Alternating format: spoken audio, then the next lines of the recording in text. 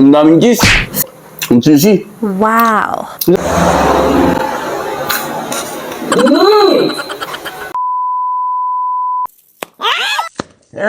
So yun guys, sa dami ko napapanood nitong nagte-trending na sausage na pumuputok. So ito, bumili na tayo guys. Ayan, so naglihid din talaga ako kagabi. So ngayon, nakakuha tayo. So salamat po.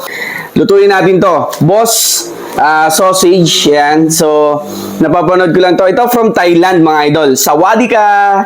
So yun, tara, lutuin na natin. Uncle Boss sausage. So yun guys, titingnan natin kung worth to ha, kasi alam nyo ba yung bili ko dito? 1,280 sa 5 piraso mga idol. Wow. Diba? So tingnan natin kung worth. Ayun, malaki naman siya. So diretso na natin.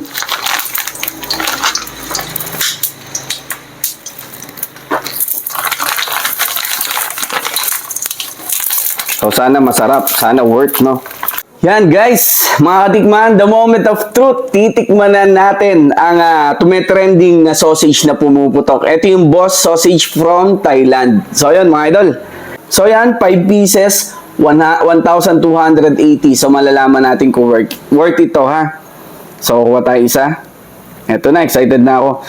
Yung iba, lumalabas na yung cheese eh. Oh. So ito, agad tayo.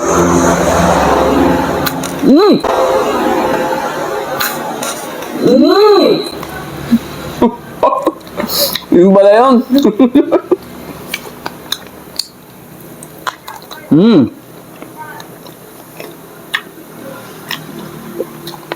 Sarap, sarap siya.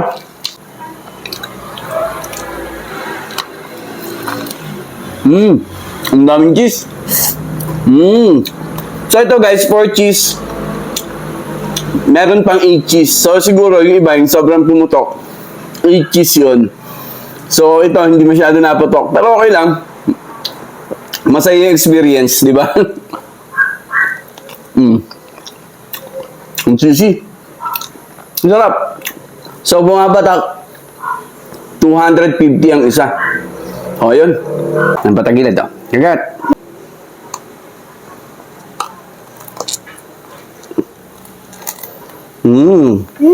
Yun yung cheese. Sarap. Hindi masyado naputok, yun lang. Kasi siguro 4 cheese lang to. So yun guys. Worth naman, masarap yung lasa niya. No? Masarap naman yung lasa. Pero hindi siya ganun pumuputok. Katulad nung iba na nakapanood natin. Siguro 8 cheese yung gamit nila. No? So yun. Kaya na tayo. At least na-experience natin, natikman natin. Salamat po doon sa na-orderan ko dito sa San Pablo. At doon sa nag-deliver. Shoutout sa inyo. Thank you po.